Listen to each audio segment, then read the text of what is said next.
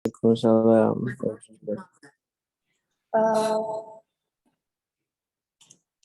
Saya mulai aja perkuliahan hari ini. Bismillahirrahmanirrahim. Assalamualaikum warahmatullahi wabarakatuh.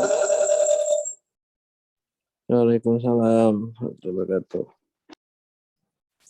Alhamdulillahirrahmanirrahim. Pada kesempatan kali ini kita bisa berjumpa lagi dalam mata kuliah Hukum Acara Mahkamah Konstitusi, di mana kita after UTS kita juga akan segera melanjutkan kepada materi-materi berikutnya, yaitu materi terkait aspek-aspek hukum umum di dalam acara Mahkamah Konstitusi. Kalau kita berbicara masalah aspek-aspek hukum umum di dalam hukum acara Mahkamah Konstitusi, pastinya ini tidak jauh berbeda dengan hukum acara pada hukum acara yang lainnya, misalnya hukum acara pidana ataupun hukum acara perdata. Tapi di sini pada poin yang paling harus digarisbawahi oleh teman-teman semua, ada beberapa hal yang perlu kita ketahui, termasuk teori-teori hukum yang biasanya kita gunakan ataupun kita perlu ketahui dan biasanya digunakan juga di dalam hukum acara Mahkamah Konstitusi dalam kita beracara di dalam Mahkamah Konstitusi. Aspek hukum umum dalam hukum acara Mahkamah Konstitusi di sini dimulai dari permohonannya dulu. Nah, di sini permohonan ada permohonan secara langsung atau live dan juga permohonan secara online. Selain itu, setelah permohonan itu diterima, baru itu nanti akan dijadwal untuk dilakukan persidangan. Setelah itu baru dilakukan pencatatan, registrasi ya. Setelah itu nanti ada penggabungan perkara, beban pembuktian, dan juga alat bukti. Kita juga akan sama-sama mengetahui itu. Selain itu juga ada jenis dan sifat persidangan, persidangan jarak jauh, putusan, hingga pada tata tertib dan juga tata cara persidangan di dalam hukum acara Mahkamah Konstitusi. Nah, rekan mahasiswa yang saya hormati, di sini tentunya kalau kita berbicara masalah permohonan, pasti di sini teman-teman akan berpikiran bahwa di sini bukan lagi istilahnya sebagai penggugat. Jadi istilahnya sudah berbeda dengan istilah-istilah penggugat, karena di sini kalau kita sudah mengajukan sebuah permohonan, berarti ini ada salah satu pihak yang ingin memohonkan sesuatu perkara, tanpa itu diajukan kepada Mahkamah Konstitusi dengan dalil-dalil yang mereka tuangkan di dalam surat permohonan itu, dan di mana surat permohonan itu juga harus mengikuti prosedur di dalam hukum acara Mahkamah Konstitusi. Di dalam prosedur hukum acara Mahkamah Konstitusi bisa kita lihat dari berbagai macam sumber, ya. Baik itu sumber hukum acara Mahkamah Konstitusi yang bisa kita lihat di dalam Undang-Undang Mahkamah Konstitusi, atau kita bisa juga melihatnya di dalam peraturan Mahkamah Konstitusi. Peraturan Mahkamah Konstitusi di sini banyak sekali macam-macamnya. Peraturan Mahkamah Konstitusi mulai dari pengujian undang-undang, sengketa kewenangan konstitusional lembaga negara, pembubaran partai politik, pemilihan umum kepala daerah, perselisihan hasil pemilu, anggota DPR, DPRD, presiden, wakil presiden.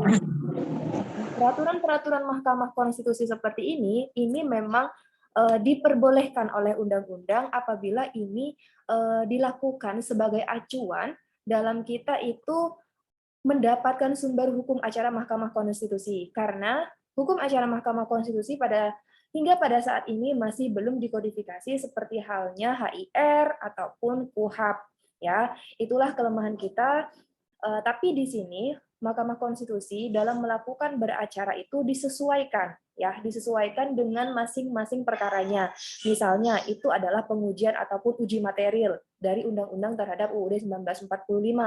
Maka acaranya, sumber hukum beracaranya mereka menggunakan PMK nomor 6 tahun 2005. Kalau itu masalah pembubaran partai politik, maka itu yang digunakan adalah PMK nomor 12 tahun 2008. Begitu seterusnya, dan itu disesuaikan dengan masing-masing sesuai dengan pokok perkaranya.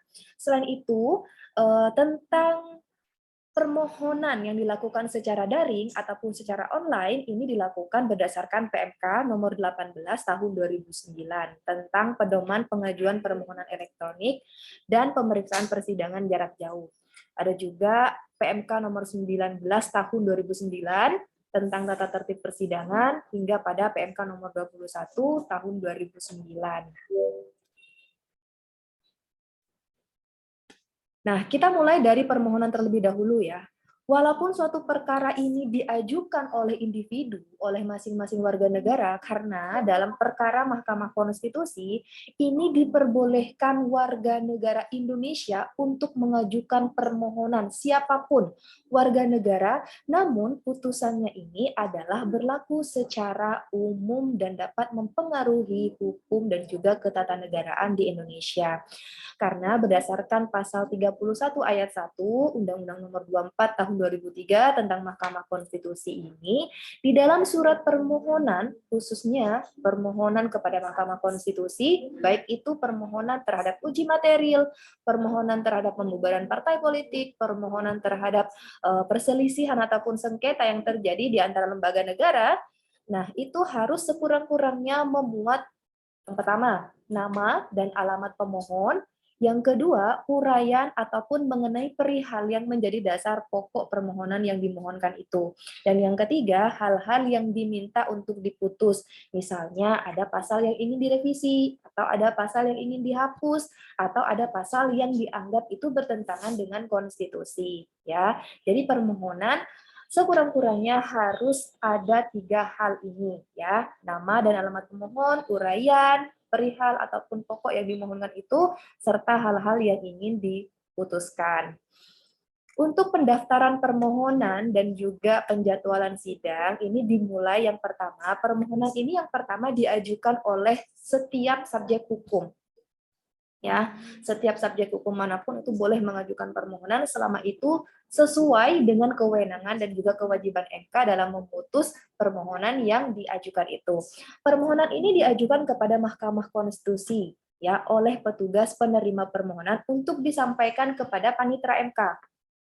Nah, teman-teman yang ingin mengajukan permohonan Mahkamah Konstitusi, yang pertama yang harus dilakukan adalah persiapkan dokumen permohonannya. Setelah itu diajukan ke kantor Mahkamah Konstitusi, nanti itu akan diterima oleh petugasnya. Petugas itu bukan langsung diterima oleh panitera. Ya, petugas itu adalah petugas administrasi terlebih dahulu untuk dilakukan pengecekan ya, dilakukan pengecekan apakah sudah lengkap atau bagaimana. Setelah itu, setelah berkas dianggap sudah lengkap, sudah di cross check ulang oleh bagian administrasi, kemudian ini akan diteruskan kepada panitera MK yang nantinya akan melakukan pemeriksaan kelengkapan permohonan itu. Pemeriksaan kelengkapan permohonan ini misalnya klausulnya apakah sudah sesuai dengan kewenangan MK atau apakah di sini sesuai dengan apa yang menjadi dasar di dalam permohonan itu. Selain itu, berkasnya ini tidak hanya berupa hard copy ternyata. Ternyata di sini yang harus disetorkan juga harus soft file-nya atau soft copy-nya. Ya, pemeriksaan ini dilakukan oleh panitera dan ini bersifat kelengkapan secara administratif saja, tidak yang diperiksa itu tidak substansinya, bukan substansi ataupun pokok permohonan yang diperiksa oleh panitera itu, hanya bersifat administratif saja. Selanjutnya, pemeriksaan administrasi ini meliputi contohnya jumlah rangkapnya, kejelasan identitasnya, terus daftar alat bukti sebagaimana yang disyaratkan di dalam pasal 31 tadi, ayat 1 dan juga ayat 2 Undang-Undang Nomor 24 Tahun 2003 tentang Mahkamah Konstitusi. Selain itu, setelah itu dirasa lengkap oleh pihak panitera, maka permohonan itu yang dinyatakan belum lengkap, kalau itu dinyatakan belum lengkap, maka ini tidak dapat dicatatkan dalam BRPK. Ya, jadi ini tidak bisa dicatatkan di dalam buku registrasi. Dan ini akan dikembalikan kepada pemohon. Nah, pemohon ini wajib melengkapi dalam jangka waktu 7 hari. Selambat-lambatnya 7 hari kerja sejak pemberitahuan itu disampaikan kepada pihak pemohon oleh Mahkamah Konstitusi. Jadi, tidak serta-merta Mahkamah Konstitusi itu menolak adanya permohonan itu karena itu tidak lengkap, tapi ini diminta untuk dilengkapi selama kurun waktu 7 hari. Ya, maka itu belum bisa dicatatkan di dalam BRPK dulu, belum bisa dicatatkan di dalam buku registrasi perkara konstitusi.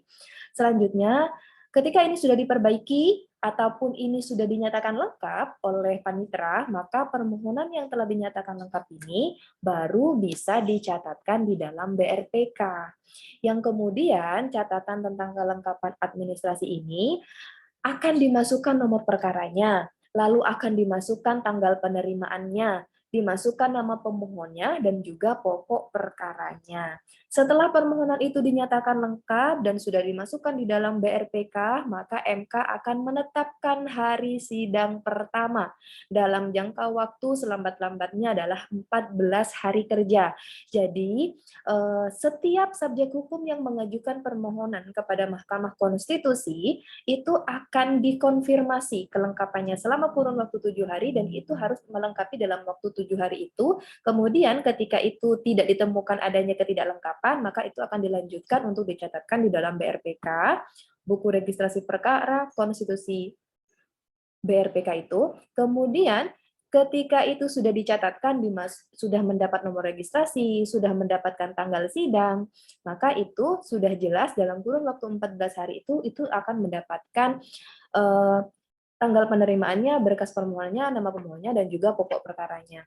Nah, selanjutnya bagaimana kita bisa mengetahui ataupun di mana kita bisa melihat jadwal sidang kita? Ya, teman-teman bisa mengaksesnya di mahkamahkonstitusi.go.id. Jadi di situ itu adalah halaman ataupun portal milik Mahkamah Konstitusi yang resmi yang bisa diakses oleh siapapun, apalagi oleh para pemohon yang ingin mengetahui pengumuman jadwal sidang. Ya, ini adalah alur ataupun bagan pengajuan permohonan Mahkamah Konstitusi secara umum. Ya, ini sudah jelas pemohon memasukkan berkas, baik itu soft copy, hard copy, kepada panitera, panitera memeriksa kelengkapannya, apabila itu belum lengkap, diberikan waktu 7 hari untuk melengkapi, setelah itu apabila itu dirasa lengkap, maka itu akan diregistrasi di BRPK, dan dalam waktu kurun 14 hari, mereka akan menerima jadwalnya di laman mahkamahkonstitusi.go.id. Ya, jadi setiap permohonan yang diajukan kepada Mahkamah Konstitusi itu dapat ditarik kembali oleh pemohon, baik itu sebelum pelaksanaan sidang ataupun masa sidang. Jadi pada saat suatu permohonan itu ditarik kembali, maka pemohon itu tidak dapat mengajukan kembali permohonan yang dimaksud itu, kecuali dengan alasan konstitusional yang berbeda. Jadi apabila para pemohon itu merasa bahwa ada kekeliruan ataupun ada yang ingin dilakukan revisi, maka itu dapat ditarik. Ya, yang dapat menarik itu adalah pemohon ataupun kuasa hukumnya. Jadi, para pemohon ataupun kuasa hukum dari pemohon itu dapat melakukan penarikan surat permohonan yang telah diajukan kepada Mahkamah Konstitusi, baik itu telah ditentukan jadwal sidangnya ataupun telah berjalan jadwal sidangnya itu. Tapi dengan konsekuensi, perkara itu tidak dapat diajukan kembali kecuali alasan konstitusional yang berbeda. Setelah surat permohonan dilakukan, selesai dilakukan, ini juga ada ataupun bisa saya lanjut, ataupun bisa ini dilakukan secara online. Jadi ini bisa dilakukan dengan cara jarak jauh. Jadi permohonan MK itu misalnya nggak perlu kita jauh-jauh ke pusat, ya, nggak perlu kita jauh-jauh harus ke Jakarta untuk mengajukan perkara Mahkamah Konstitusi. Kita bisa melakukan pengajuan permohonan ataupun permohonan secara daring ataupun online ini, ataupun electronic filing ini. Jadi permohonan perkara online ini sudah diatur tahun 2009 nomor 18 tentang pedoman pengajuan permohonan elektronik ataupun electronic filing dan juga video conference. Jadi ini bisa dilakukan secara jarak jauh. Untuk permohonan online ini tidak jauh berbeda dengan permohonan offline yang biasanya dilakukan di mahkamah ataupun di kantor Mahkamah Konstitusi. Ya, dalam melakukan registrasi baik online maupun offline ini harus mendapatkan nama identifikasi atau username dan juga password atau kode akses ini agar bisa mengakses sistem informasi permohonan elektronik atau SIMPEL. Nah, melalui SIMPEL ini dapat diajukan permohonan. Ya, jadi di dalam aplikasi ataupun sistem informasi SIMPEL ini teman-teman bisa selain mengajukan permohonan, ini teman-teman bisa juga mengupload alat bukti, penambahan dokumen serta daftar saksi dan juga daftar saksi ahli yang akan diajukan. Jadi username dan password itu akan berfungsi sebagai tanda tangan elektronik ataupun electronic signature dalam proses perkara MK. Jadi teman-teman mahasiswa di sini, kalau ingin mengajukan permohonan online terkait perkara Mahkamah Konstitusi, apabila ini ingin dilakukan dalam video conference, itu sangat bisa sekali ya.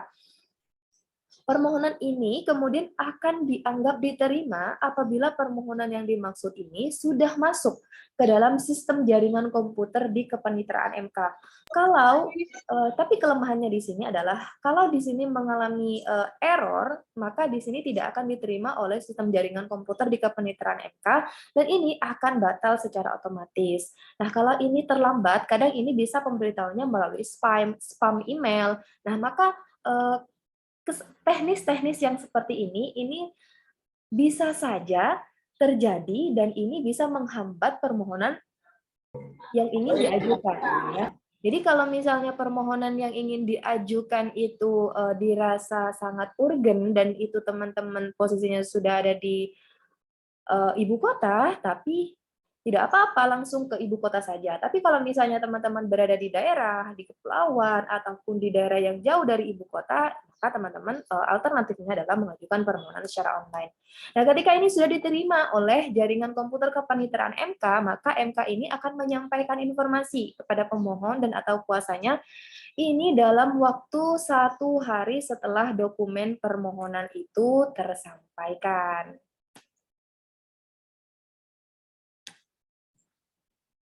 Ya, barusan ada yang raise hand ya. Silahkan.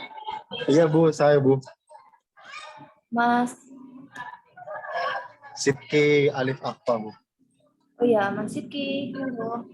Ini Oke, Mas. Oke, sebelumnya Mas. ini saya cuma mau bilang sesuatu itu Bu. Karena saya lagi di kampus, terus sinyalnya saya ini jelek Bu. Gimana ya? Ya nggak apa-apa dilanjut ya sampai akhir ya.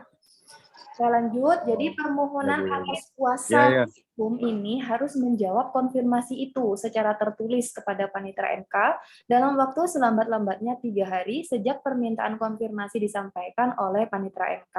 Jadi Panitera MK ini yang sudah mendapatkan notifikasi dari jaringan komputer berdasarkan aplikasi Simpel itu tadi, ini akan melakukan konfirmasi kepada pemohon ataupun kuasa hukum yang di situ sudah tertera surelnya. Jadi di situ misalnya surel dari pemohon ataupun kuasa hukum, maka itu akan otomatis konfirmasinya akan masuk ke surel yang telah dicantumkan itu. Nah, itu konfirmasinya harus dijawab. Ya, itu konfirmasinya harus dijawab secara langsung dalam waktu 3 hari sejak permintaan konfirmasi itu disampaikan oleh Panitera MK. Penyampaian konfirmasi yang disampaikan oleh Panitera MK itu juga dilakukan secara online. Artinya ini berdasarkan sistem ataupun jaringan komputer juga gitu. Jawaban atas konfirmasi ini harus disertai penyerahan 12 rangkap dokumen asli dari permohonan itu. Setelah itu, proses pemeriksaan kelengkapan permohonan dan pemberitahuan ini akan dilakukan melalui surel atau surat elektronik ya. Nah, ini secara gambaran, ini adalah alur permohonan online mulai dari mengajukan permohonan melalui laman MK di mahkamahkonstitusi.go.id, lalu input di situ data-datanya, dan sebelum itu juga harus dipersiapkan surat permohonannya. Setelah itu, poin yang selanjutnya adalah merupakan persyaratan untuk mengajukan permohonan ke MK RI, ya, permohonan pendaftaran.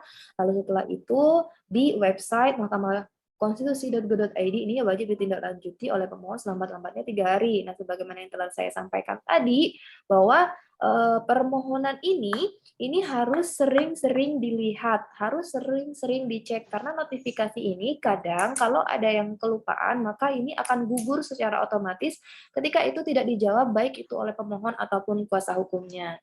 Ya, jadi permohonan online yang telah memenuhi syarat ini akan didokumentasikan dan disimpan di dalam portal Panitera MK oleh Panitera disertai dengan penomoran perkara. Ya, penomoran perkara ini sama halnya dengan tadi pencatatan di BPRK.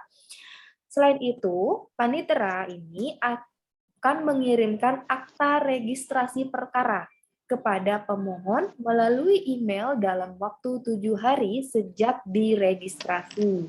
Ya, ketika ini sudah dijawab, dikonfirmasi oleh pemohon ataupun kuasa hukumnya, dan MK itu sudah mendapatkan jawaban, maka ini akan dicatatkan registrasinya, seperti yang tadi akan dicatatkan namanya, pokok perkaranya, nomor registrasinya, tanggalnya, dan juga jadwal persidangannya. Apabila ini sudah diregistrasi masuk ke dalam BPRK, maka ini akan disampaikan kepada para pemohon melalui email selambat-lambatnya 7 hari. Ya. Setelah ini semua clear, selesai permohonan perkara kepada kantor Mahkamah Konstitusi ini selesai dilakukan, maka tahap selanjutnya adalah penggabungan perkara. Ya, penggabungan perkara ini dilakukan apabila ada perkara-perkara yang dianggap memiliki kemiripan ataupun substansinya itu adalah sama antara pemohon yang satu dengan pemohon yang lainnya untuk menghemat anggaran dan juga untuk menghemat waktu yang telah ada. Jadi artinya misalnya ada beberapa subjek hukum yang mengajukan terhadap pokok perkara yang sama, maka itu akan dijadikan menjadi satu perkara.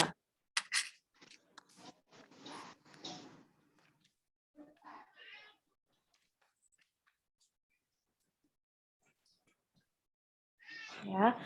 Terhadap beberapa permohonan perkara yang diterima, MK ini dapat menetapkan penggabungan perkara, baik dalam pemeriksaan persidangan maupun di dalam putusan. Jadi untuk penggabungan perkara ini juga harus dilakukan melalui ketetapan MK ya.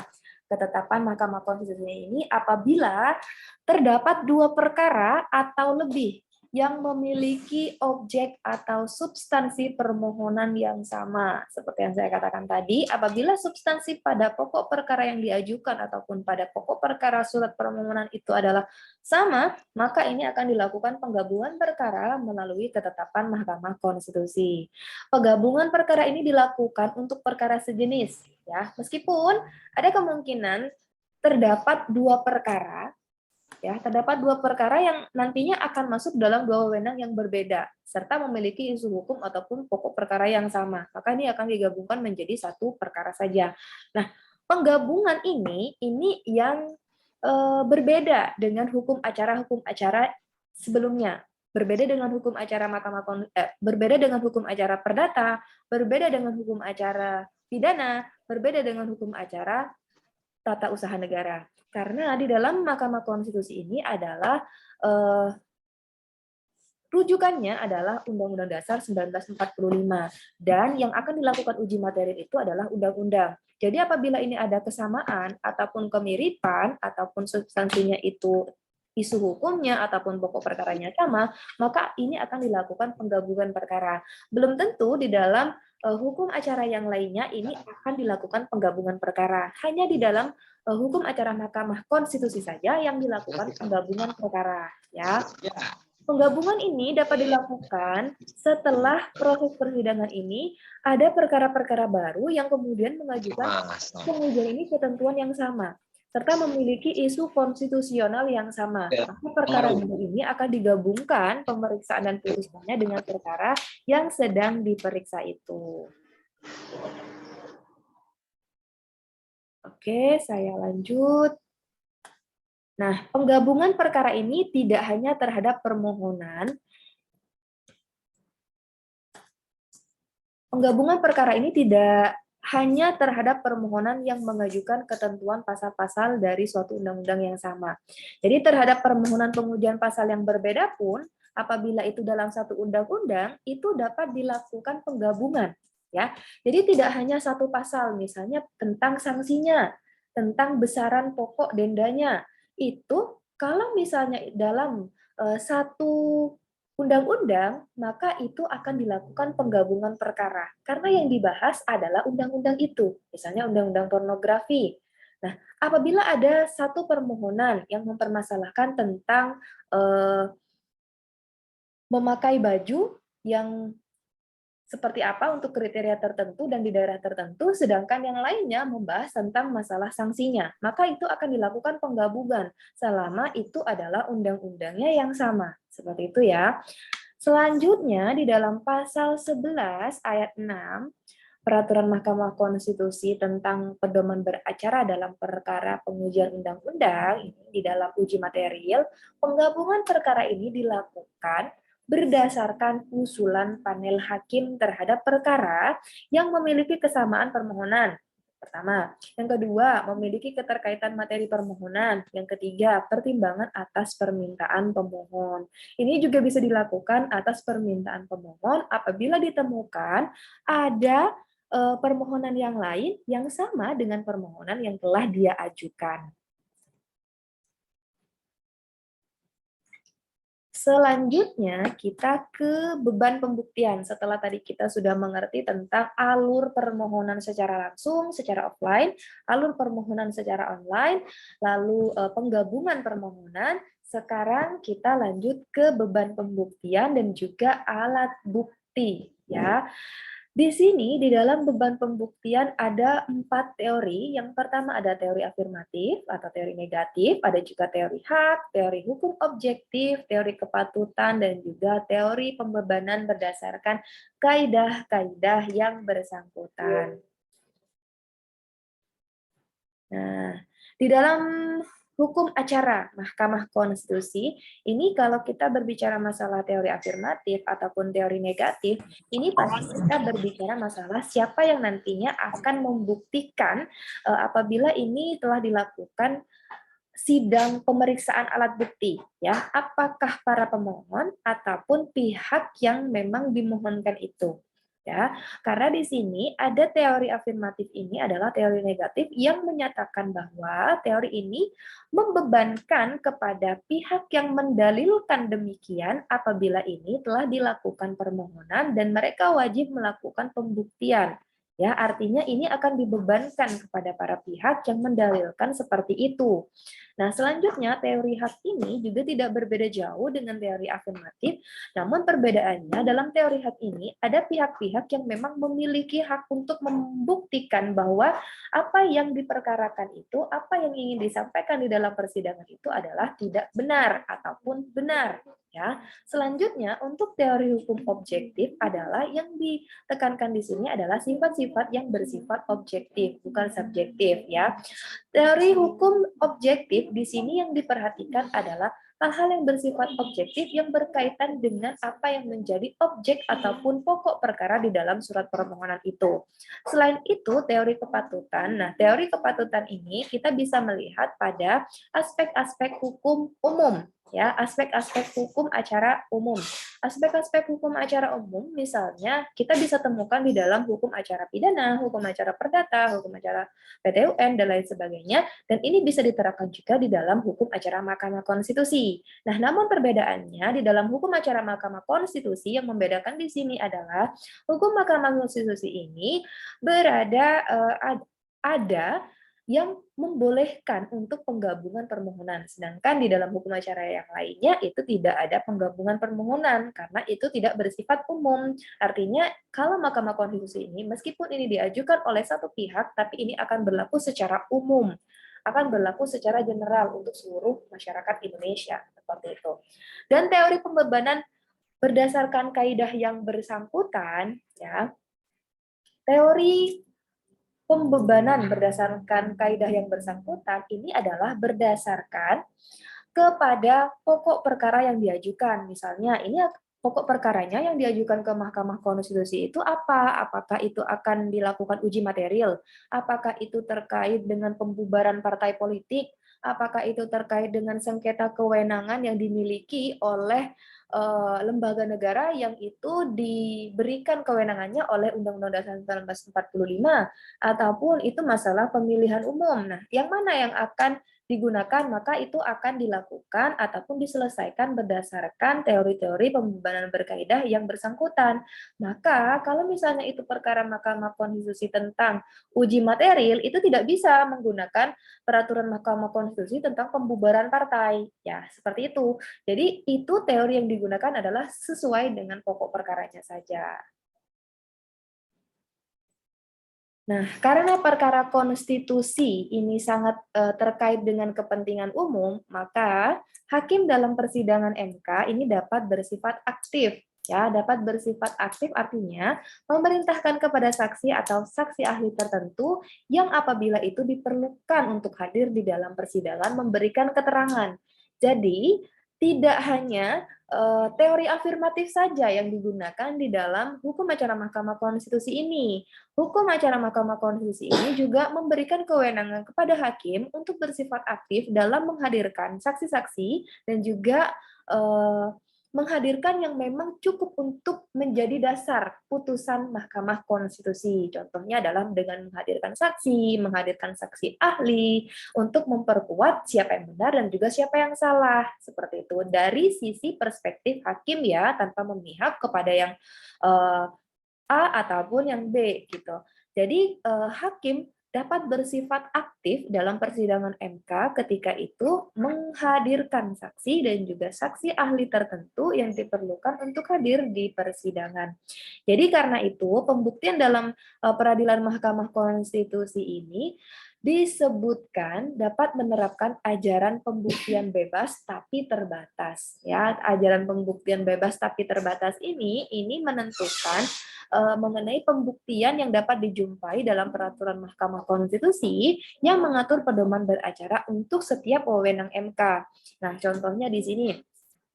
Contohnya ya, di dalam pasal 18 ayat 1 sampai dengan ayat 3 peraturan MK nomor 6 tahun 2005 tentang perkara pedoman beracara dalam perkara pengujian undang-undang, ini kan sudah uji material. Nah, ini diselesaikannya itu khusus uji material terhadap Undang-Undang Dasar 1945. Tidak bisa digunakan dalam peraturan MK yang ditujukan untuk pembubaran partai. Ya, seperti itu. Jadi bebas yang terbatas artinya ini tetap bebas dilakukan dalam koridor peraturan Mahkamah Konstitusi, tapi sesuai dengan pokok perkara yang diajukan itu.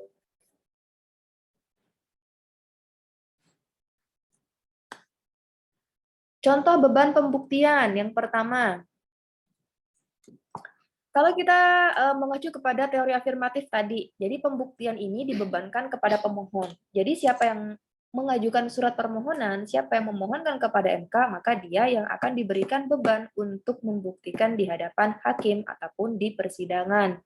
Yang selanjutnya, pembebanan pembuktian ini juga apabila dipandang perlu, hakim juga dapat membebankan pembuktian kepada presiden, pemerintah, atau DPRD, atau DPD, atau pihak terkait apabila itu terkait dengan konflik-konflik ataupun sengketa yang terjadi di antara lembaga negara yang dikeluarkan oleh Undang-Undang Dasar 1945. Selain itu, juga bisa dibebankan kepada Presiden, DPR, DPD, atau pihak terkait dapat mengajukan bukti sebaliknya atau Tegenbewis. Jadi di dalam Tegenbewis ini, Presiden, pemerintah, DPRD, DPD ini diberikan beban pembuktian untuk mengajukan bukti-bukti yang sebaliknya. Ya, jadi bisa mengajukan ataupun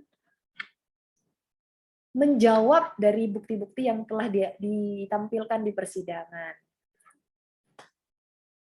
Di dalam pasal 36 ayat 1 Undang-Undang MK nomor 24 tahun 2003, alat bukti ini ada tambahannya ya.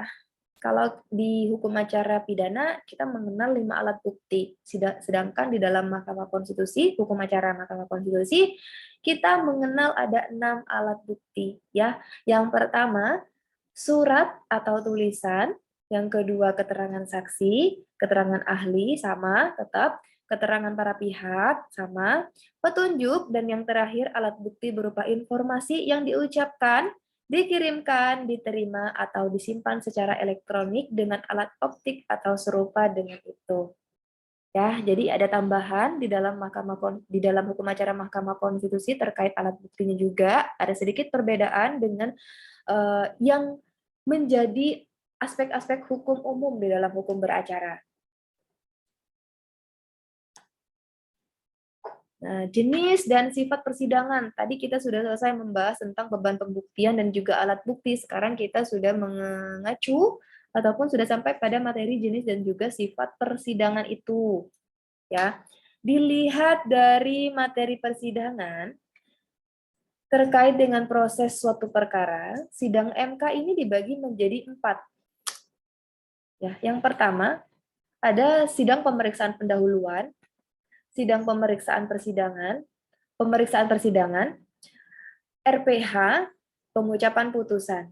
Seperti yang saya sampaikan pada minggu-minggu sebelumnya, sidang Mahkamah Konstitusi adalah bersifat terbuka.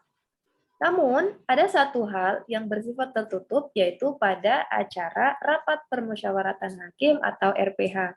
Jadi di dalam RPH ini adalah sifatnya tertutup. Sedangkan tahapan-tahapan yang lainnya, tahap 1, 2, dan 4 itu adalah sifatnya adalah terbuka. Jadi pemeriksaan pendahuluan ini sifatnya terbuka, harus diketahui oleh masyarakat secara umum. Sifat pemeriksaan persidangan ini juga sifatnya terbuka. Pengucapan putusan apalagi di pleno, ini harus sifatnya terbuka dan disaksikan oleh masyarakat Indonesia secara umum, ya. Terdapat perkara-perkara tertentu yang hanya memerlukan pemeriksaan pendahuluan, dan setelah itu baru panel hakim konstitusi ini melaporkan kepada pleno hakim dalam rapat permusyawaratan hakim. Perkara ini sudah dapat diputuskan. Jadi tidak semua tahapan ini, ada untuk beberapa perkara saja, ya, beberapa perkara tertentu yang boleh tidak lengkap empat-empatnya. Ya, ada beberapa perkara yang hanya misalnya tahap pemeriksaan pendahuluan saja, lalu ini langsung dilaporkan kepada pleno untuk dilakukan musyawarah tanpa persidangan, ya, tanpa dihadirkan saksi-saksi. Nah, itu maksudnya. Jadi ada beberapa persidangan yang memang hanya dilakukan pemeriksaan pendahuluan, langsung ke RPH dan pembacaan putusan di dalam sidang pleno, gitu loh. Jadi tanpa pemeriksaan persidangan ini sudah bisa dilakukan dan ini sah dilakukan dan dianggap benar di dalam hukum acara Mahkamah Konstitusi. Nah, sekarang adalah persidangan jarak jauh. Kalau tadi simulasinya adalah persidangan secara offline ataupun langsung di dalam kantor ataupun Mahkamah Konstitusi, maka persidangan jarak jauh ini untuk pelaksanaannya MK telah menempatkan sarana dan prasarana melalui video conference di 40 perguruan tinggi di seluruh Indonesia. Jadi, Mahkamah Konstitusi telah melakukan kerjasama dengan 40 perguruan tinggi di seluruh Indonesia untuk menyediakan fasilitas apabila ingin dilakukan persidangan jarak jauh yang tersebar di seluruh Indonesia. Jadi apabila kita akan melakukan persidangan jarak jauh, kita cukup mengunjungi kepada perguruan tinggi yang telah ditunjuk ataupun telah memberikan fasilitas itu, yang bisa menyediakan fasilitas itu untuk melakukan persidangan jarak jauh tanpa harus kita langsung ke ibu kota. Nah, untuk mekanisme persidangan jarak jauh ini diatur tetap, ya, diatur di PMK nomor 18 tahun 2009 tentang electronic filing dan video conference. Jadi teman-teman bisa lihat di MK, peraturan Mahkamah Konstitusi itu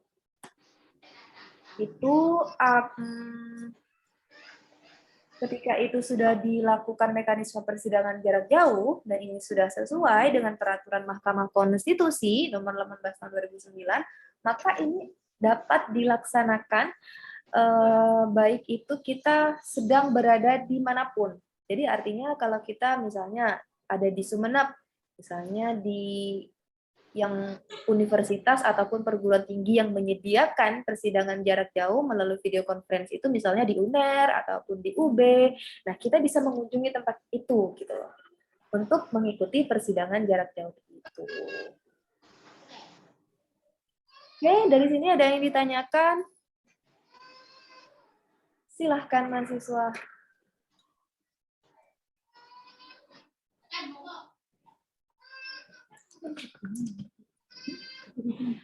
Oh, di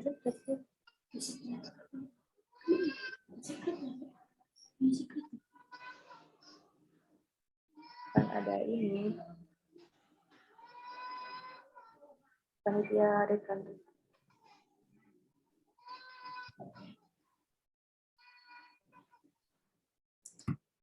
Oke, sudah saya foto siapa-siapa yang hadir, jadi teman-teman nggak perlu untuk mengisi absensi, konfirmasi langsung ke ketua kelas, jangan ke WA, konfirmasinya langsung ke ketua kelas saja, koordinator kelas bisa langsung sampaikan kepada saya. Yang lain mungkin ada yang ditanyakan terkait materi yang sudah saya sampaikan tadi, ataupun ada yang perlu didiskusikan, dan juga ada yang perlu dikonfirmasi, monggo. Dipersilahkan mahasiswa.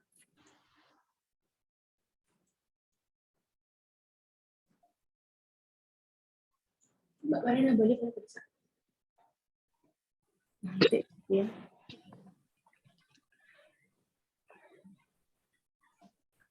Assalamualaikum Ibu. Waalaikumsalam ya Mbak. Atas nama dengan siapa ini? Holistiana. Enggak Bu, saya enggak mau tanya. Belum ada pertanyaan. Enggak Ibu, mau itu cuman mau bilang boleh materinya boleh di-share ke grup Ibu. PPT-nya sama yang sebelum-sebelumnya itu Bu. Ya Mbak, nanti saya share ya. Ya Bu. Makasih Ibu. Yang lain yang ingin tanya silahkan. Atau sudah paham ya? Jadi kalau misalnya teman-teman nih ada menemukan beberapa peraturan perundang-undangan yang dirasa itu sangat bertentangan dengan konstitusi kita. Jadi teman-teman sudah bisa nih mengajukan permohonannya tanpa harus jauh-jauh ke Mahkamah Konstitusi.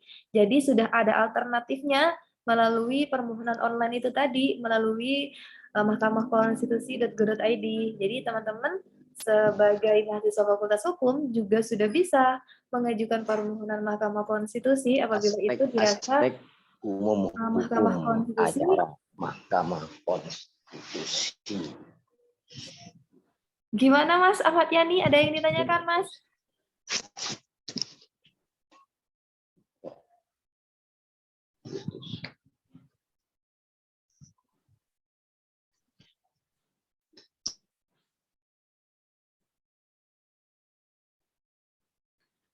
Oke. Gimana? Bingung atau kurang jelas penjelasan saya?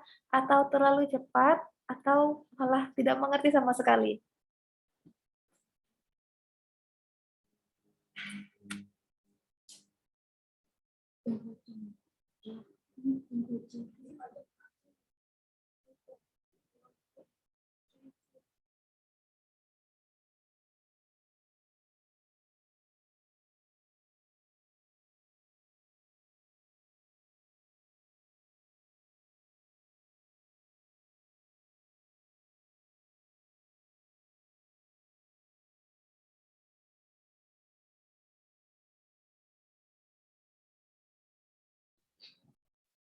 Gimana mahasiswa? Kalau nggak ada yang ditanyakan, saya bisa akhiri perkuliahan hari ini. Terima kasih yang sudah join. Sampai jumpa di tatap muka selanjutnya. Terima kasih. Saya harap semua mahasiswa bisa Udah di absen ya, Bu? dari kali ini. Sudah Mas, sudah saya absen. Soalnya saya nggak bisa. Oke. Terima kasih, saya akhiri. Assalamualaikum warahmatullahi wabarakatuh. Waalaikumsalam warahmatullahi wabarakatuh.